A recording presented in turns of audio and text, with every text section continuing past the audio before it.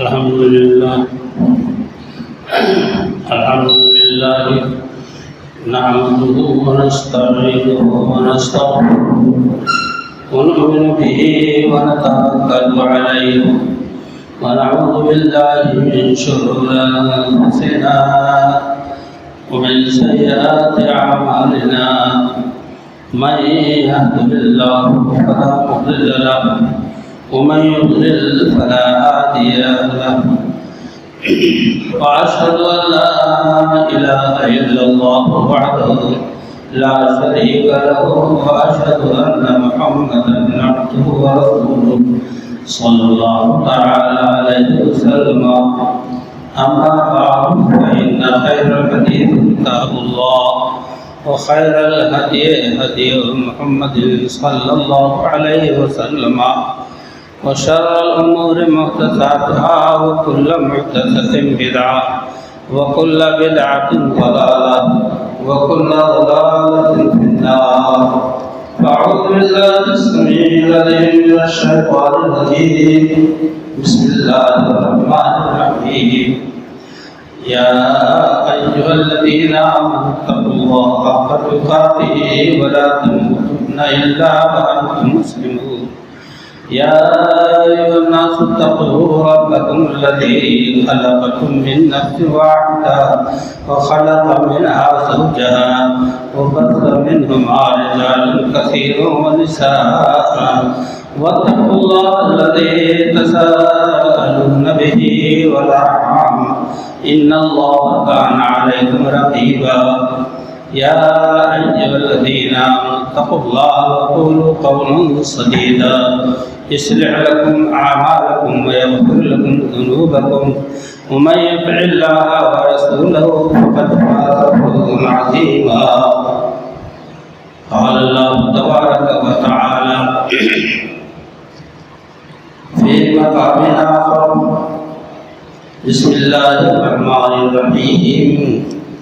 ألهاكم التكاثر حتى زرتم المقابر كلا سوف تعلمون ثم كلا سوف تعلمون كلا لو تعلمون علم اليقين لترون الجحيم ثم لترونها عين اليقين ثم لتسألن يومئذ عن النعيم. اللہ وحدہ لا شریک جل جلالہ و عما نوالہ کی بے حد و بے حساب تعریفات و توصیفات اور حمد و ثنا کے بعد بے شمار درود و سلام امام الانبیاء سید الرسول جناب محمد رسول اللہ صلی اللہ علیہ وسلم کی ذات مبارکہ پر. محترم حضرات،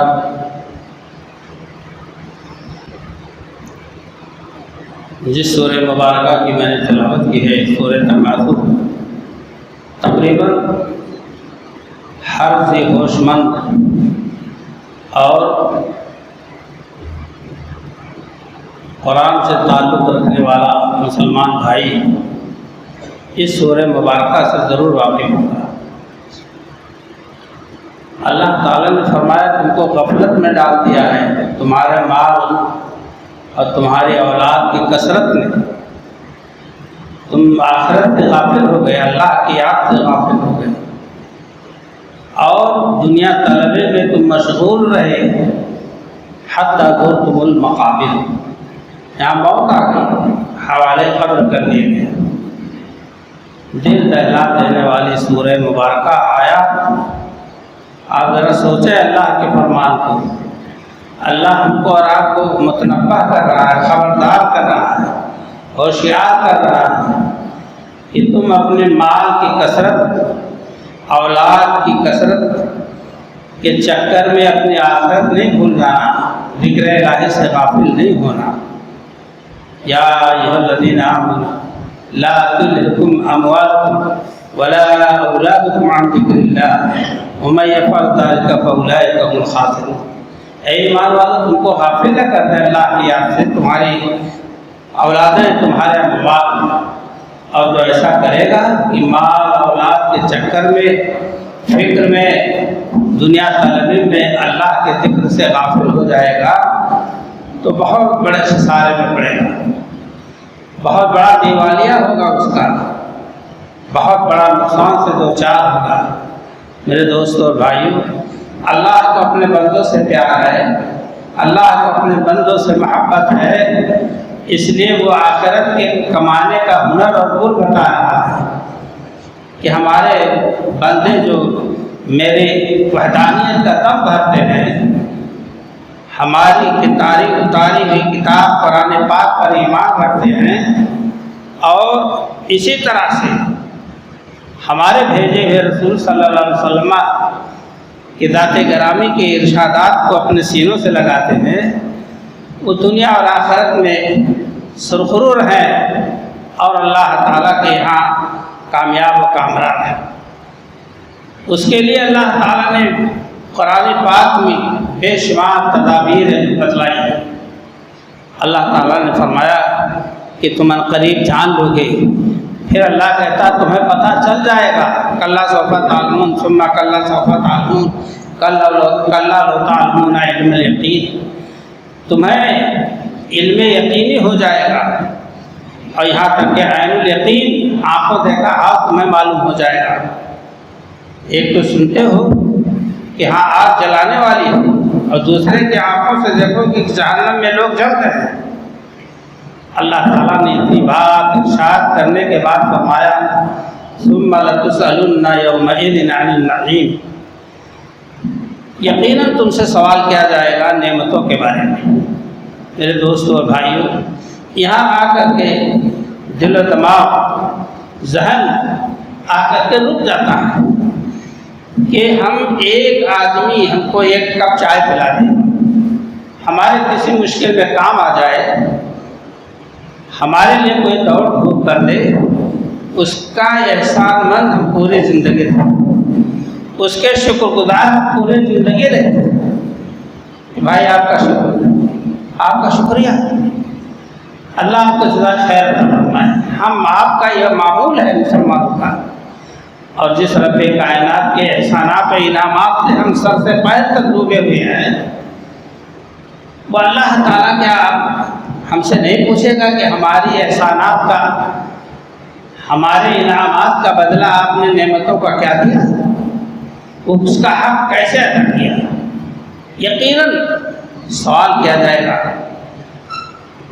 یہ آنکھ دور نہ جائیے، یہ جس سے قائم ہے، آنکھ، کان، ناک، جسم و جان، جن چیزوں سے قائم ہے یہ ہوائیں، یہ شعاعیں، یہ خوراک، یہ غذائیں، یہ پھل، یہ میوہ جات، جن سے یہ جسم کی طاقت قائم ہے، ان کو تو ابھی باہر رکھی ہے، باہر کی چیز ہے۔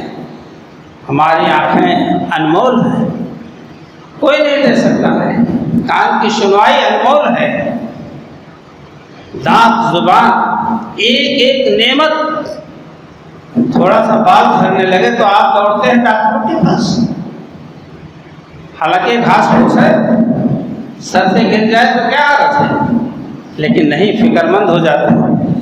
نعمتوں کے بارے میں اللہ تعالیٰ سوال فرمائے گا کہ تم نے ہماری نعمتوں کا شکریہ کہاں تک ادا کیا۔ مشہور روایت ہے کہ حضور اکرم صلی اللہ علیہ وسلم گھر سے نکلے، ابو بکر صدیق، عمر فاروق بھی گھر سے نکلے، ملاقات ہو گئی۔ آپ صلی اللہ علیہ وسلم سے صحابہ کرام، خلفائے راشدین نے پوچھا ہے اللہ کے رسول صلی اللہ علیہ وسلم کیسے آپ نکل پڑے گھر سے بے وقت، بے ٹائم؟ تو آپ نے فرمایا جس چیز نے تم کو، بھوک نے تم کو گھروں سے نکالا ہے، اسی چیز نے مجھے بھی گھر سے نکال دیا۔ چلو بھائی کہیں کسی کے دروازے پر بیٹھے، خط خریدے، پوچھے کچھ کھان پان۔ اللہ اکبر، بھوک ایک ایسی چیز ہے، آتما ایک ایسا حصہ ہے جسم کا۔ نبی صلی اللہ علیہ وسلم کو جب قرار نہیں آیا بھوک سے، آپ دیکھیں کہ حضور اکرم صلی اللہ علیہ وسلم کتنے بیتاب ہوئے ہوں گے بھوک سے، تب آپ گھر سے نکلے ہوں۔ گئے وہ طلحہ انصاری رضی اللہ عنہ دروازے پر، آواز دی، کہا وہ گھر پہ نہیں ہے، گئے ہیں پانی لانے۔ واپس آئے تو دیکھا ارے ہمارے یہاں مہمان، اتنے عظیم مہمان، عظیم شخصیت ہے اللہ کے رسول صلی اللہ علیہ وسلم، کبھی ہم ان کو کبھی اپنے گھر کو دیکھتے ہیں کہ یہ معمولی سا گھر کا ٹکڑا، اور اتنے بڑے عظیم بابرکت مہمان چڑھ گئے پیڑ پر، گدر ٹھیسر گجر جس کو کہتے ہیں، پکی کھجوریں، کچی کھجوریں توڑ کر لا کے رکھی، بکری ذبح کی گوشت تیار ہوئی، روٹی بنی، ٹھنڈا پانی لے کے آ ہی گئے تھے۔ اللہ کے رسول صلی اللہ علیہ وسلم صحابہ کرام نے کھائے، کھانے کے بعد آپ کا چہرہ پسندیدہ ہو گیا، احساس آخرت، فکر آخرت دیکھیے۔ صحابہ کرام نے پوچھا، خلفائے راشدین ابو بکر صدیق، عمر فاروق رضی اللہ عنہ نے پوچھا، اللہ کے رسول صلی اللہ علیہ وسلم اب تو چہرہ تو تازہ ہو جانا چاہیے تھا، چہرے پر تازگی آ جانی چاہیے تھی، چہرہ مرجھا کیوں گیا؟ آپ صلی اللہ علیہ وسلم نے اسی آیت کا ٹکڑا تلاوت کیا، ثم لتسألن یومئذ عن النعیم، یہ نعمتیں جو تم نے کھائی ہیں اس کے بارے میں اللہ مجھ سے سوال کرے گا۔ آج دیکھیے ہم اللہ کا ذکر نہیں کرتے، بالکل غافل ہیں، لیکن چائے بیٹھی ہونی چاہیے، بیڈ ہی پر کی ملنی چاہیے چائے۔ اللہ کی نعمتیں آ رہی ہیں آپ کے پاس، آپ کی خواہش پوری ہو رہی ہے، لیکن فکر الہی سے کہ نہیں پہلے وضو کریں، منظر کریں، وضو کریں، مسواک کریں، اللہ کے لیے فجر کی نماز پڑھیں، پھر چائے کا طلب ہو۔ نعمتیں آپ کو آپ کے بستر پر مل گئی، مگر آپ نے اللہ کا ذکر، اللہ کا شکر نہیں ادا کیا۔ کیا جواب دو گے اپنا؟ 40 سال کی اس دور خطابت میں، اس دور امامت میں میں نے اندازہ کیا کہ ایک بھی شخص کے اندر احساس ذمہ داری نہیں پیدا ہوتی، بیدار نہیں ہوتا احساس کہ کچھ دین کی باتیں بتائی گئی ہیں، چلو ہم اپنے آپ کو اللہ سے جوڑ لیں۔ وہی شام کو اتنے ہی اللہ کے بندے جو ہمیشہ آتے ہیں، اللہ ان کو خیر دے اور دین پر ثابت قدم رکھے، وہی حضرات شام کو اور رات کو بھی وہی دکھائی دیتے ہیں۔ یہ حال ہے اس امت کا جس کے نبی اکرم جناب محمد رسول اللہ صلی اللہ علیہ وسلم نے ہم کو تعلیم دی تھی، آخرت کی فکر کی۔ آپ نے فرمایا کہ دنیا سجن المومن و جنت الکافر، آپ نے فرمایا دنیا تو مومن کے لیے قید خانہ ہے، مگر ہم تو اسی کو اپنا جنت سمجھ بیٹھے، اور کافروں کے لیے یہ جنت ہے دنیا۔ بابر باعش کوش کے عالم دوبارہ دیکھ، بابر مزے کی زندگی گزار لو، دنیا دوبارہ نہیں ملے گی، اسی چکر میں ہماری زندگیاں گزر رہی۔ یہ 4 منزلہ بلڈنگ کس کی فلاح کی، یہ کس کی فلاح کی، یہ کس کی فلاح کی، نعمتوں کی بھرمار ہے، شکریہ ایک بھی نہیں ادا کر رہا۔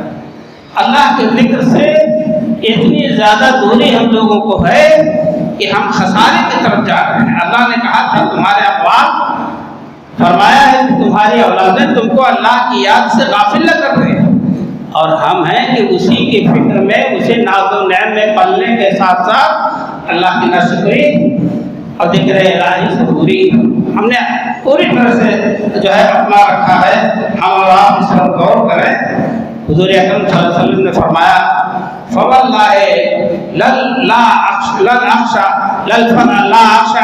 للفقر اخشى علیکم ولکن اخشى ان تبسط علیکم الدنیا کما بسطت من کان قبلکم۔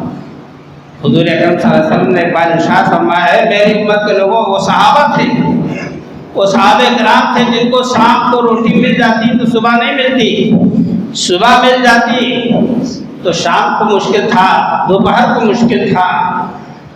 اس دور میں حضور اکرم نے فرمایا کہ میری امت کے افراد، میں تمہارے بارے میں فقیری، محتاجی، مسکینی، غریبی کی جو ہے کا خوف نہیں رکھتا ہوں، مجھے خوف ہے کہ تمہارے اوپر دنیا پھیلا دی جائے گی، کما بسطت علی من کان قبلکم، جیسے پہلے تم سے قومیں گزری ہیں ان پر دنیا پھیلا دی گئی، اڈھیل دیا اللہ نے دنیا کو یہود و نصارہ پر، وَأَهْلَكَتْهُمْ كَمَا أَهْلَكْنَا، تو وہ دنیا نے ان کو ہلاک کیا اور تم کو بھی ہلاک کر دیا.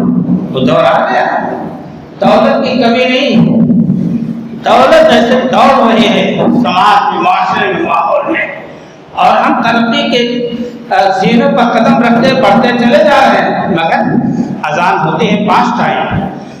ایک آدمی دعوت دے اور دعوت دینے کے بعد ایک بار اعلان کر دے کہ آؤ کھانے کے لیے دسترخوان تیار ہے، تو دوبارہ نہیں کہنا پڑے گا، ہم ٹوٹ پڑیں گے. مگر 5 اوقات کے اذان میں پڑوس کا آدمی بھی نہیں سوچتا ہے کہ مجھے اللہ کے گھر پہنچنا چاہیے. یہ کیا ہے؟ ناشکرہ پنی نہیں ہے، یہ گھمنڈ اور غرور نہیں ہے، یہ اللہ سے بیزاری کی دلیل نہیں ہے. تو پھر اور کیا ہے؟ حضور اکرم صلی اللہ علیہ وسلم نے فرمایا کہ جب صحابہ کرام پر الحق و تکاثر کی آیت اتری تو صحابہ کرام نے عرض کیا اللہ کے رسول صلی اللہ علیہ وسلم کون سا مال اچھا؟ جب مال اولاد یہ ساری چیزیں ہمارے لیے بربادی کا سامان ہے تو کون سی چیز اچھی ہے؟ تو آپ نے فرمایا الحمد مالی مالی.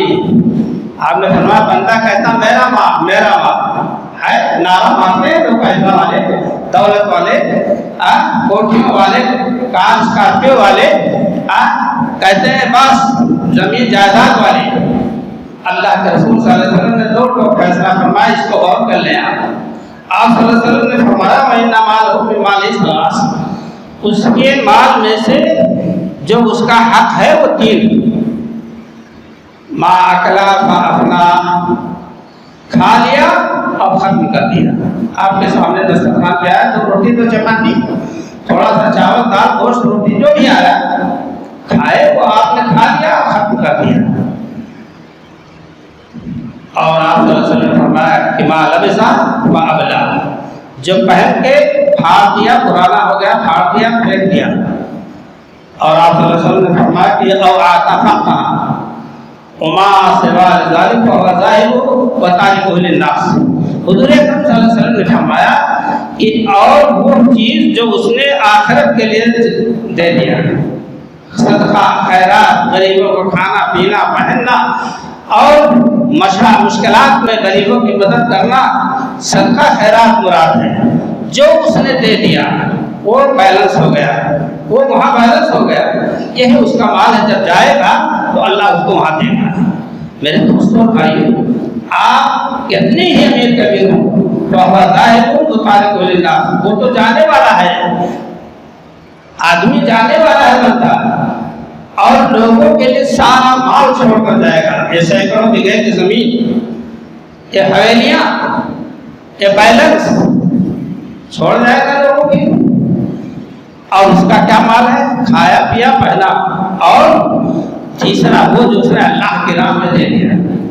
حضور اکرم صلی اللہ علیہ وسلم نے حضرت عائشہ رضی اللہ تعالیٰ عنہا کے پاس گوشت دیا، یا وہ گوشت کہیں سے آیا. ماں عائشہ رضی اللہ تعالیٰ عنہ نے اس میں سے کاٹ کاٹ کر کے بانٹ دیا، اور ایک حصہ اگلی 10 جو حضور کو بہت پسند تھے. اگلی 10 جو ہوتی ہے جو سبھی پسند کرتے ہیں، خاص طور سے سنت کو یاد کر کے لوگ عمل کرتے ہیں. کھانے میں سنت زیادہ لحاظ ہوتا ہے کہ کھانے میں مزہ ہے نا، تو کھانے میں سنت کا لحاظ زیادہ ہوتا ہے. تو نبی صلی اللہ علیہ وسلم نے پوچھا ہے عائشہ کچھ بچا ہے؟ حضرت عائشہ رضی اللہ عنہ نے کہا اللہ کے رسول صلی اللہ علیہ وسلم ہم نے سب بانٹ دیا، سب تقسیم کر دیا غربا مساکین نے، پاس پڑوس میں. صرف اگلی 10 جو آپ کو بہت پسند ہے میں نے اس کو رکھ لیا ہے. کہا عائشہ جو تم نے دے دیا وہ باقی رہنے والی، یہ باقی نہیں ہے. یہ چیز جو تم نے چھوڑ رکھی ہے ہمارے کھانے کے لیے یہ باقی نہیں ہے. باقی تو وہ ہے جو تم نے بیلنس کر دیا غریبوں کو دے کر.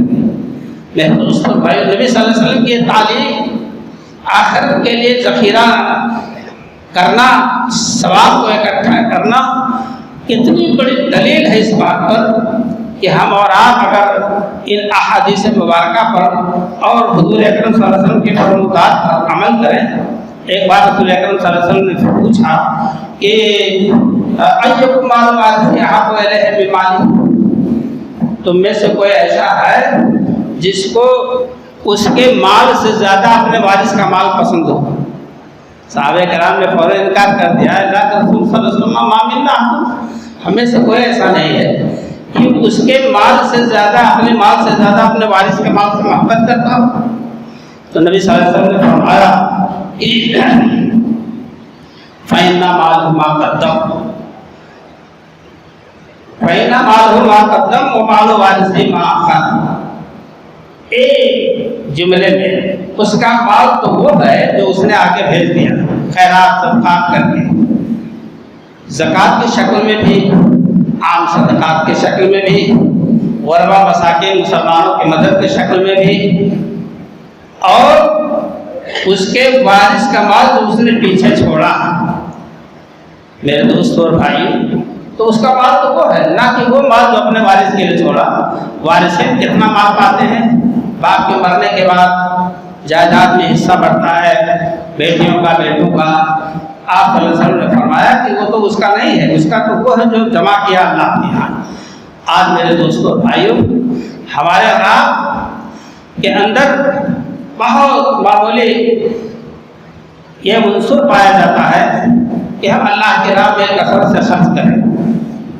اللہ تعالیٰ نے ہم کو اور آپ کو مال و دولت دیا ہے، اس کا بھی حساب ہوگا۔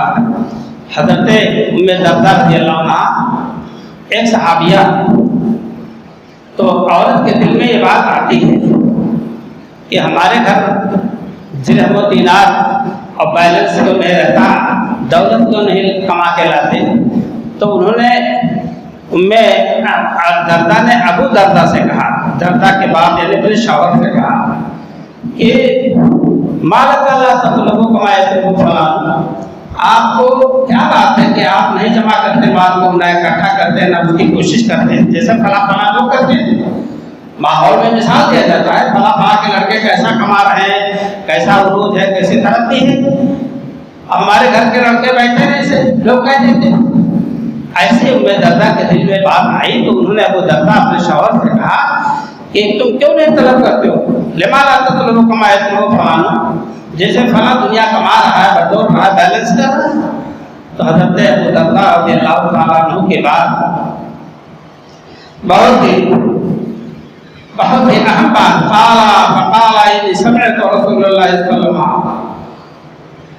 اِنَّا مَعَكُمْ عَبَرَقَبَةً تَعُودًا لَا يَجَعِلُ الْمُسْخَلُونَ، دیکھو تمہارے سامنے ایک کھائی ہے، ایک چڑھاؤ ہے، ایک سمجھ لیجیے پہاڑی ہے جس پر چڑھنا ہے، پار کرنا ہے، اور اس پر بوجھل لوگ نہیں چڑھ پائیں گے، نہیں پار کر پائیں گے۔ لا يجاوز المثقلون، جن کے اوپر حساب و کتاب کا بوجھ زیادہ ہوگا دولت کا، وہ اس کو نہیں پار کر پائیں گے۔ اللہ کے رسول صلی اللہ علیہ وسلم کی ایک مشہور حدیث ہے کہ حضرت خالد بن ابو ذر غفاری رضی اللہ عنہ راوی ہیں کہ آپ نے روایت کی، نبی صلی اللہ علیہ وسلم فرمایا کہ جدد سفینۃ فإن البحر عمیق وخذ الدعوۃ کاملا فإن السفر بعید وخفف الحمل فإن العقبۃ كبود وأخلص الأمر فإن العاقبۃ بصیر۔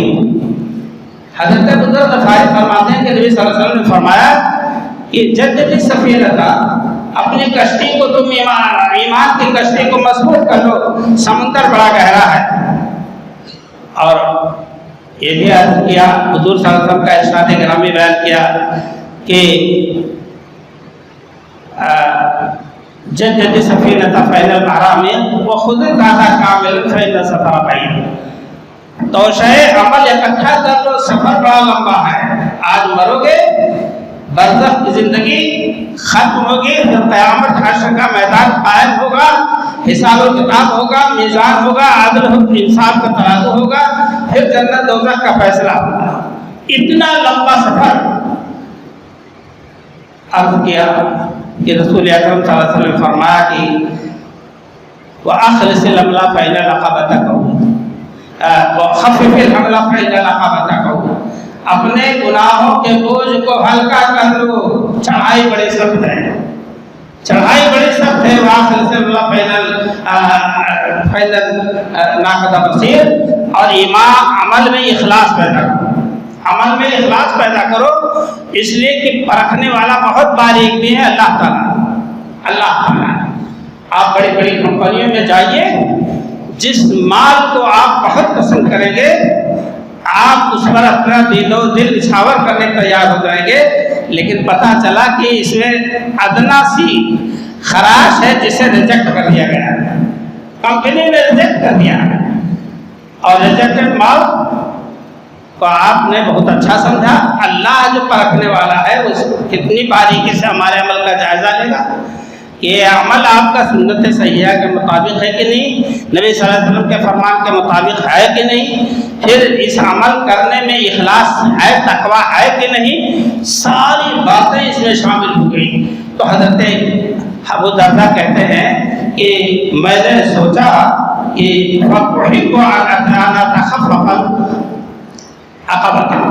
میں چاہتا ہوں کہ چڑھائی کے وقت میرا بہت ہلکا ہے۔ میرے دوستوں کتنی بڑی نصیحت کی بات ہے، آج اس کی فکر نہیں ہے، چاہے کہنے والا ہو چاہے سننے والے ہو، سب کو یہ ہے کہ دنیا بڑی عیش پرستی کے ساتھ گزر جائے، مگر اللہ جس نے دیا ہے اس کا شکریہ ادا کرنے کے لیے کوئی موقع نہیں، کوئی احساس نہیں، کوئی ذمہ داری نہیں۔ اللہ تعالیٰ نے آپ کو نوازا ہے، اس کا حساب لے گا۔ حضرت نبی اکرم صلی اللہ علیہ وسلم فرماتے ہیں کہ اللہ تعالیٰ نے عرض علیہ، اللہ نے میرے سامنے پیش کیا، لِيَجْعَلَ بَطْحَا مَكَّةَ ذَهَبًا، کہ مکہ کی پہاڑیاں سونے کی کرتے جائیں آپ کے لیے۔ اللہ کے رسول کیا کہتے ہیں اللہ؟ آپ فرماتے ہیں کہ میرے رب نے میرے سامنے پیش کیا لِيَجْعَلَ بَطْحَا مَكَّةَ ذَهَبًا، کہ مکہ کی پہاڑیاں ہمارے لیے سونا کر دی جائیں۔ تو آپ نے فرمایا کہ اے اللہ تعالیٰ، لا یا رب، اے میرے مولا ایسا نہیں ہے، میں چاہتا ہوں کہ وَلَكِنْ أَشْكُرُ يَوْمًا وَأَجُوعُ يَوْمًا، میں چاہتا ہوں ایک دن میں کھانا کھاؤں، مل جائے روٹی کا ٹکڑا، اور ایک دن بھوکا رہوں۔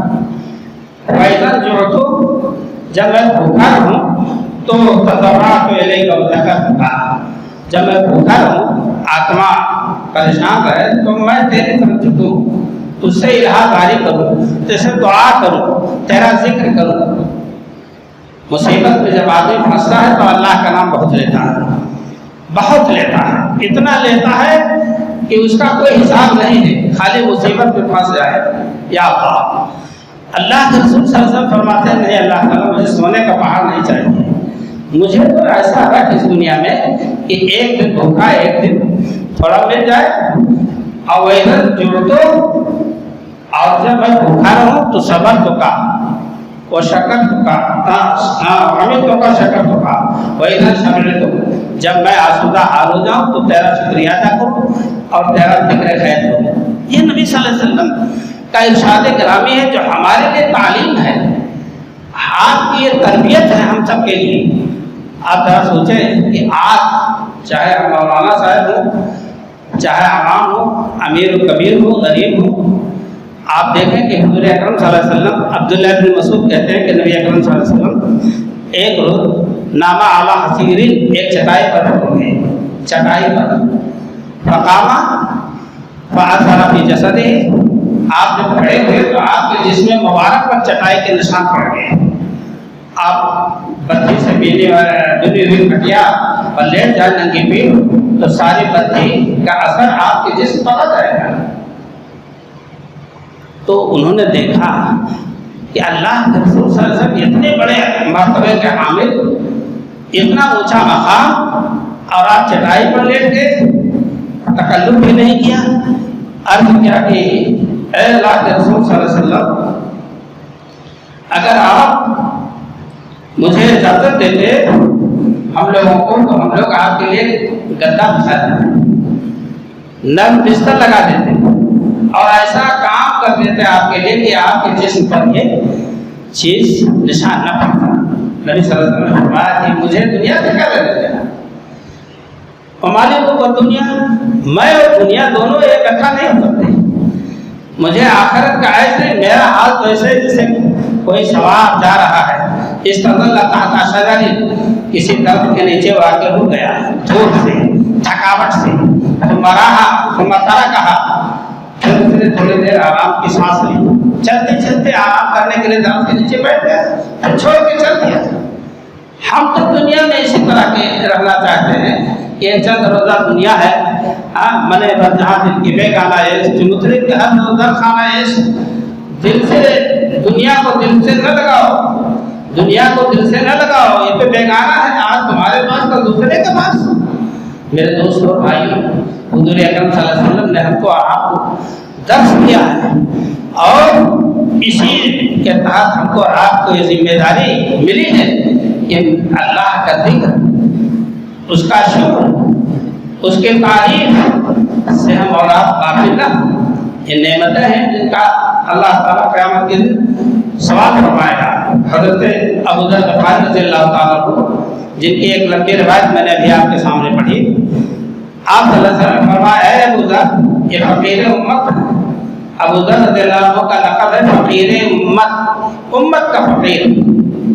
ملک شام کے حضرت عمرو بن العاص رضی اللہ تعالیٰ عنہ کو چیلنج کیا، یہ کیا مزے اڑا رہے ہو، جو ہے اتنے بڑے امیر کبیر ہو کر کے شام کو ان کو اشرفیوں کی تھیلی بھجوائی، اشرفیوں کی تھیلی بھجوائی، اور صبح ایک فقیر کو بھیجا جا کر کے ابو ذر سے کچھ مانگو.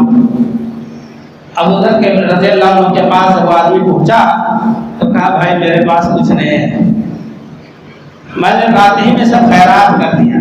وہ اس کے مخالف تھے کہ دولت جمع کی جائے، وہ اس کے بہت سخت مخالف تھے، لیکن ایسا نہیں ہے میرے دوستوں بھائیوں. حضرت ابو ذر غفاری رضی اللہ عنہ کے پاس کچھ ان کی ایک بہت لمبی تاریخ ہے، شروع سے لے کر آخر تک. حضرت ابو ذر غفاری رضی اللہ تعالیٰ عنہ سے فرمایا، آپ نے لیسا، آپ نے فرمایا انکا لست بخیر من اسود و احمر. اے ابو ذر، تم کالے اور گورے کی بنیاد پر اچھائی میں نہیں ہو، کہ تم گورے ہو تو بہت اچھے ہو، کالے ہو تو بہت خراب ہو. کالا اور گورا اللہ کیا نہیں، اس لیے کہ اسی نے تو بنایا ہے، تو وہ کون تمیز کرے گا، وہ تو دیکھے گا. آپ صلی اللہ علیہ وسلم نے فرمایا کہ اللہ انت ضرور تقوا، اگر فضیلت حاصل ہے تقوا میں تو تم یقینا اللہ کے نزدیک محبوب نظر ہو. ورنہ کوئی کہے میں کالا ہوں، وہ گورا، میں گورا ہوں وہ کالا ہے، میں اونچے قد کا ہوں، پرسنالٹی اچھی ہے، بڑا ناٹا ہے، اگر اس بنیاد پر حساب شروع ہوگا نعوذ باللہ من ذالک، تو بلال حبشی رضی اللہ تعالیٰ عنہ کہاں جائے گے؟ پچھلی صف میں نہیں. نبی محترم صلی اللہ علیہ وسلم کے آگے آگے جنت میں چلنے والا انسان وہ پچھلی صف میں کالے پر کی وجہ سے نہیں جائیں گے. میرے دوستوں بھائیوں، آپ نے فرمایا حجۃ الوداع کے موقع پر کہ لا فضل لعربین علی جمین ولا لعجمین علی عربین ولا لاسود علی احمر ولا لاحمر علی سوداء الا بتقوى اللہ. آپ نے فرمایا حجۃ الوداع میں جب کہ چلتا 1.25 لاکھ کے صحابہ کرام صحابیات، کسی عربی کو کسی عجمی پر کوئی فضیلت نہیں کہ میں عرب کا ہوں، اور کسی عجمی کو کسی عربی پر فضیلت نہیں کہ میں ایران توران کا رہنے والا ہوں. کسی کالے کو کسی گورے پر، کسی گورے کو کسی کالے پر نہیں ہے، اللہ میں تقوی اللہ. اللہ ان اکرمکم عند اللہ اتقاکم، تم میں اللہ کے نزدیک سب سے زیادہ قابل قدر اور باعزت اور صاحب شرف وہ ہے جو اس کے اندر تقویٰ ہے. یہ اللہ کے رسول صلی اللہ علیہ وسلم نے فرمایا. آج ہم اور آپ اپنی عزتوں کو توڑ رہے ہیں، اپنی بڑائی کو توڑ رہے ہیں، امیری سے غریبی سے، چہرے کے حسن سے اور خوبصورتی سے، رنگ کے کالے اور گورے سے. اللہ تعالیٰ کہیں سب مٹ جائے گا، ایک چیز کا امتحان ہوگا، اللہ بتقوی اللہ. میرے دوستوں بھائیوں، ہم اور آپ زندگی کتنے گزار چکے، زندگی کے کتنے حصے ہم سے نکل گئے، اور جو باقی ہے اس کا پتہ نہیں 1 سیکنڈ میں ہوگا کہ 1 دن میں کہ 1 سال میں. کب ختم ہوگی زندگی یہ نہیں معلوم. مگر جو گزر گئی اس کے اوراق پڑھنے الٹ کے رکھ لیں، عمل کا جائزہ لے لیں، اللہ سے توبہ کریں، استغفار کریں، انابت اللہ کریں، اللہ کا شکر گزار بندہ بننے کی کوشش کریں، ان مسجدوں کو آباد کریں، ورنہ وقت آئے گا کہ تمہارے گھر برباد کر دیے جائیں گے، بستیاں ویران کر دی جائیں گی، کہ تمہارا کوئی مددگار نہیں ہوگا۔ اللہ کو بھی پکارو گے تو اللہ نہیں سنے گا، اس لیے کہ فرعون نے پکارا تھا آمنت برب موسیٰ و ہارون، جب ہچکولے لینے لگا، ڈوبنے لگا بحر قلزم میں، تو اس نے پکار دیا تھا میں ایمان لایا ہارون اور موسیٰ کے رب پر۔ جبریل امین آئے اور کہا الان حراست، اب تجھے حق پتہ چلا۔ میرے دوستوں بھائیوں، اس لیے آپ سے گزارش ہے، بادب گزارش ہے، درد دل کے ساتھ گزارش ہے کہ آپ اللہ کے ذکر کو زندگی میں لازم پکڑ لیں۔ نماز پنجگانہ کی ادائیگی، آپ دیکھتا ہوں 4-5 نمازی فجر میں آ جاتے ہیں، بیچارے محلے کا جماعت کا بھار اتارنے کے لیے جیسے آئے ہیں، کیا کرو آتے ہیں الحمدللہ، اللہ کو اور زیادہ ہمت دے۔ اور بقیہ تو بالکل سوٹے کا ناس اس کو کہا جاتا ہے، اسی طرح کہ ہمارے مسلمان بھائی، نوجوان بھائی، امیر غریب سبھی لوگ اس میں شامل ہیں، اس سبھی کو اس حمام میں سبھی رنگا ہیں۔ ہم آپ اللہ کے رسول صلی اللہ علیہ وسلم کی حدیث مبارکہ قرآنی آیات پیش کر کے میں نے آپ کو آپ کے دل و دماغ تک پہنچایا ہے، اللہ تعالیٰ قبول فرمائے اور ایمان و عمل کے اللہ تعالیٰ توفیق عطا فرمائے۔ حضور اکرم صلی اللہ علیہ وسلم فرماتے ہیں میری طرف اس بات کی وحی نہیں کی گئی ہے کہ میں تاجرین میں سے ہو جاؤں، میں تاجرین میں سے ہو جاؤں، ولیکن اوحی الیہ فسبح بحمد ربک وکن من الساجدین واعبد ربک حتی یاتیک الیقین۔ مجھے یہ وحی کی گئی ہے کہ تم سجدہ کرنے والوں میں سے ہو جاؤ اور اللہ کی عبادت موت آنے تک کرو۔ یہ آپ نے فرمایا۔ اللہ تعالیٰ ہماری اس کہی ہوئی بات کو ہمیں بھی اور آپ سب کو بھی عمل کی توفیق عطا فرمائے۔ میرے دوستوں جو بیمار ہیں اللہ انہیں شفا عطا فرمائے۔